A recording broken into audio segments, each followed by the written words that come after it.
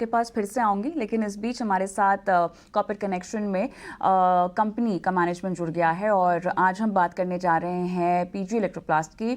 PG group की इस flagship company की 2003 में स्थापना हुई थी। कंपनी रूम एसी समेत कंज्यूमर ड्यूरेबल और कंज्यूमर इलेक्ट्रॉनिक इंडस्ट्री के लिए कंपोनेंट्स मुहैया कराती है। नवंबर में सुस्त डिमांड के बाद दिसंबर में मांग में रिकवरी देखने को मिली है। इसी की अगर हम बात करें, इस मांग के साथ साथ कंपनी की विस्तार योजना क्या है और किस तरह से पूरे वित्तीय साल में कंपनी आगे बढ़ने की योजना बना रही है। पीजी इलेक्ट्रोप्लास्ट के एमडी विकास गुप्ता मेरे साथ जुड़ गए हैं।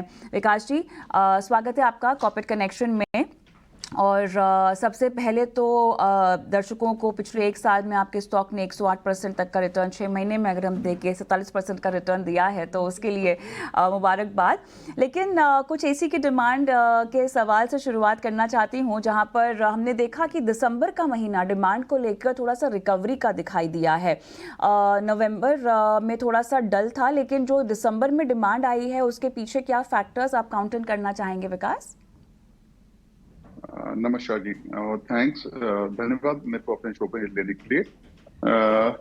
बेसिकली जो एयर कंडीशनर्स की हम लोग डिमांड देख रहे हैं, इसमें अभी जो टिपिकली एसी का सीजन का जो स्टार्ट होता है उसमें अभी प्रोडक्शन रैंप अप हो जाता है।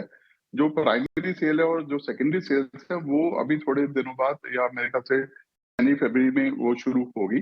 तो अभी हमारे पास जो है प्रोडक्शन का रैंप अप है और जो क्लाइंट्स हमारे हैं, जो कस्टमर्स हैं, उन्होंने जो फोरकास्ट हमको शेयर कर रखी है वो काफी रोबस्ट है और हमारे पास वो प्रोडक्शन एक फुल स्विंग पे चल रही है हमारे प्लांट्स में। विकास, ओवरऑल देखा जाए तो मार्जिन फ्रंट पर क्या योजना है? क्योंकि अगर हम देखें इस्तिमाही में कंपनी ने जो QIP इशू है लगभग 5 बिलियन का, उसको पूरा किया है, जिसकी वजह से ओवरऑल देखा जाए तो नेट डेट फ्री होती हुई दिखाई दे रही है कंपनी। लेकिन आउटलुक मार्जिन फ्रंट पर आप क्या पेश करना चाहेंगे? हमने जो रेवेन्यू की गाइडेंस दे रखी है और जिसमें मार्जिन की गाइडेंस है उसमें हमने 7.5% का एबिटा का मार्जिन का गाइडेंस दे रखा है। हम उसके आसपास ही अभी हम लोग गाइडेंस मेंटेन करेंगे, बल्कि अभी हमारे पास जो ओवरऑल मार्जिन है वो थोड़ा सा बेटर आ रहा है, बट कॉम्पिटिटिव लैंडस्केप को देखते हुए हमको थोड़ा सा इसमें थोड़ा सा वॉच पे रखना पड़ेगा और हो सकता है कि मार्जिन हमारा 7.5% के आसपास रहे। विकास, जो सेल्स को लेकर गाइडेंस दिया गया है 2800 करोड़ का, उसको लेकर आप क्या कॉन्फिडेंट है? साथ ही ऑपरेटिंग प्रॉफिट अगर 210 के आसपास का है, तो आप इस सेल्स गाइडेंस पर कितना बुलिश हैं? जो सेल्स गाइडेंस हमने 2800 करोड़ की दे रखी है वो हम लोग कॉन्फिडेंट है उसको अचीव करने के लिए, और जो हम रन रेट अभी मेंटेन कर रहे हैं वी आर कॉन्फिडेंट कि हम उसको अचीव कर पाएंगे। जो ऑपरेटिंग मार्जिन है, जो ऑपरेटिंग इनकम है, उसका जो 210 करोड़ का हमने जो गाइडेंस दिया है वो भी हमको नहीं लगता है कि कोई उसमें अड़चन है और हम लोग उसको आराम से अचीव कर लेंगे। विकास, आपके एक्सपेंशन प्लान्स को लेकर कुछ हमें जानकारी दें। नए प्रोडक्ट लॉन्चेस अगर कुछ हैं जो आपके रेवेन्यू पोटेंशियल को बढ़ाएंगे। हम लोग ने इस साल में जो करंट फाइनेंशियल ईयर है FY24 में हमारे 2 नए प्लांट शुरू हो रहे हैं। एक एयर कंडीशनर्स का प्लांट है जो हमारा नॉर्थ इंडिया में राजस्थान में भिवाड़ी शहर में शुरू हो रहा है, जो मेरे ख्याल से जनवरी 2024 में प्रोडक्शन शुरू कर देगा। उसके अलावा हमारा एक ज्वाइंट वेंचर है टीवी बनाने के लिए, उसमें हम लोग टीवी की प्रोडक्शन शुरू कर रहे हैं। वो भी जनवरी या फरवरी 2024 में ट्रायल प्रोडक्शन हम लोग शुरू कर देंगे। तो ये दोनों जो है नए प्लांट्स हैं हमारे, जो अगले 2 से 3 महीने में नए प्लांट्स शुरू हो जाएंगे प्रोडक्शन में। इंक्वायरीज अगर हम तमाम सेगमेंट्स के बारे में समझना चाहें तो क्या नए लेवल पर पहुंची है? क्लाइंट्स को लेकर कोई नए एडिशंस अक्रॉस वर्टिकल्स जो आपने नोट डाउन किए हों? जो क्लाइंट एक्विजिशन है वो एक कॉन्टिन्यूस एक्टिविटी है। हमारे यहाँ पे जो हमारी टीम है वो उस पर निरंतर काम करती रहती है और उसी के रिजल्ट पे हमारे पास जो एयर कंडीशनर्स में हमने इस साल कम से कम 3 या 4 नए क्लाइंट ऐड करे हैं। ऐसे ही वॉश मशीन में भी कम से कम 4 क्लाइंट हमने नए ऐड करे हैं। तो कॉन्टिन्यूस एक्टिविटी है जो हमारी टीम जिस पे काम करती रहती है।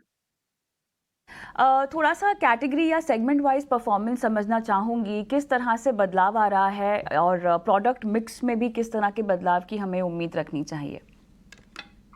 जो हमारा मेन जो प्रोडक्ट बिजनेस है उसमें सबसे बड़ी कैटेगरी हमारी है एयर कंडीशनर्स की। एयर कंडीशनर्स में हमारे पास जो रेवेन्यू है इस साल 1400 से 1500 करोड़ का रहना चाहिए।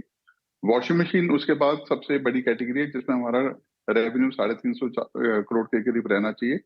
और उसके बाद जो इलेक्ट्रॉनिक डिवीजन है, टेलीविजन डिवीजन है, जिसपे हमारा 250 से 300 के करीब करोड़ के करीब का रेवेन्यू रहना चाहिए।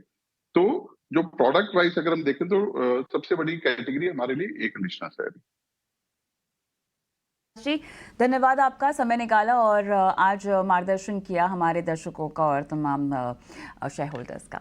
इसके मैनेजमेंट से हमने बात की जिन्होंने दिसंबर में एसी डिमांड में जो इजाफा आया है उसके तमाम ट्रिगर्स और आने वाले वक्त में एक्सपेंशन प्लान्स को लेकर जानकारी हमें दी है। आपका क्या व्यू बनता है इस पर? जी बिल्कुल, देखिए मुझे ये काउंटर अच्छा लगता है और बिल्कुल जिस तरह से यहाँ पे डिमांड की भी अगर हम बात करें और जिस तरह से मैनेजमेंट ने गाइडेंस भी दी हुई है, क्योंकि टॉप लाइन में एक्सपेक्ट कर रहे हैं अराउंड 30% का ग्रोथ, बॉटम लाइन में 28% का ग्रोथ, तो मुझे ये काफ़ी काफ़ी स्ट्रॉन्ग लगता है। So on the basis of strong guidance मुझे लगता है कि ये स्टॉक फर्दर पॉइंट्स है अप मूव के लिए और अभी इनिशियली 2600 तक के लेवल्स हमें ये काउंटर दिखाता हुआ नज़र आना चाहिए। सो मेरे हिसाब से क्योंकि काफ़ी तेज़ हो गया है तो लिया हुआ है तो होल्ड किया जा सकता है 2600 के लेवल्स के लिए, लेकिन नई पोज़ीशन के लिए अभी थोड़ा वेट करें।